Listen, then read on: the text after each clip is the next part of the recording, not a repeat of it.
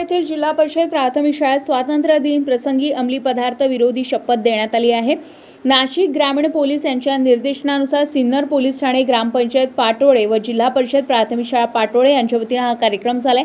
सरपंच संगीता आव्हाड, उपसरपंच मोहिनी खताळे, सर्व ग्रामपंचायत सदस्य, सोसायटीचे चेअरमॅन व सर्व संचालक, पोलीस पाटील शिवाजी सदगीर, आयकर उपायुक्त भूषण सांगळे, मुंबई उच्च न्यायालयाचे वकील ॲडव्होकेट सूरज चकोर, आंतरराष्ट्रीय रोईंगपटू Dhanashree Sangle, Lions Club of Sinnar युनिटीचे अध्यक्ष सुनील चकोर व लायन्सचे सर्व सदस्य, शाळा व्यवस्थापन समिती अध्यक्ष सुदाम पानसरे व सर्व सदस्य, ग्रामस्थ मोठ्या संख्येने उपस्थित होते। यावेळी मुख्याध्यापक वसंत गोसावी यांनी अंमली पदार्थ विरोधी जनजागृती पोस्टरचे अनावरण करत माहिती दिली। अंमली पदार्थ हे आपल्या समाजासाठी एक मोठा धोका बनले आहे आणि यामुळे समाजातील अनेक अडचणी निर्माण होत आहेत। याच्या दुष्परिणामाचा सामना करण्यासाठी आपल्याला आज एकत्र येऊन त्यावर ठोस उपाय शोधावे लागतील।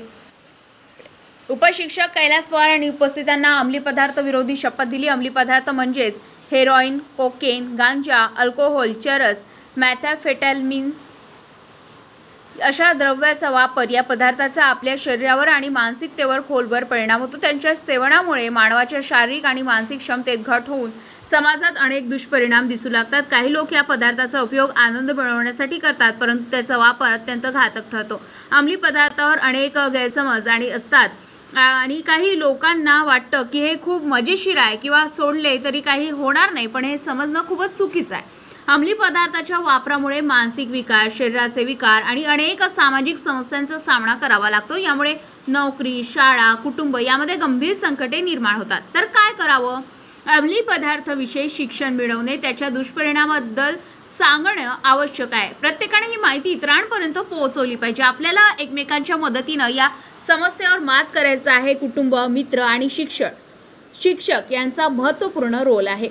सशक्त समर्थनामुळे एखादी व्यक्ती या अंमली पदार्थाच्या जाळ्यातून बाहेर पडू शकते। अंमली पदार्थापासून मुक्त होण्यासाठी व्यसनमुक्ती केंद्राची मदत घेतली पाहिजे। प्रशिक्षित डॉक्टर आणि सल्लागार यांचे योग्य मार्गदर्शन घ्यावे।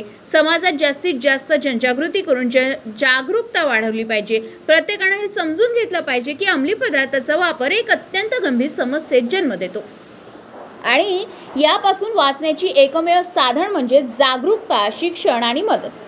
जर आपण एकत्र येऊन या समस्येवर काम केलं तर नक्कीच आपण आपल्या समाजाला यापासून मुक्त करू शकतो। चला आपण सर्वांनी अंमली पदार्थ मुक्त समाज निर्माण करण्यासाठी आपली भूमिका पार पाडूया। शाळेचे हे शतकोत्तर एकादश वर्ष आहे आणि त्यानिमित्ताने हा विशेष उपक्रम राबवण्यात आलाय। या उपक्रमासाठी मुख्याध्यापक वसंत गोसावी यांच्या मार्गदर्शनाखाली सुनीता बर्वे, कैलास पवार, प्रतिभा बैरागी, अनिता दाती, स्वाती खताळे, सुनीता भिसे आदींनी संयोजन केले। शाळेच्या या उपक्रमाचं सिन्नर पोलीस ठाण्याचे पोलीस निरीक्षक हेमंत कुमार भामरे, प्रभारी गट शिक्षणाधिकारी डॉक्टर विजय बागुल, शिक्षण विस्तार अधिकारी कैलास सांगळे, केंद्रप्रमुख विजय निरगुडे आदींनी स्वागत केले आहे।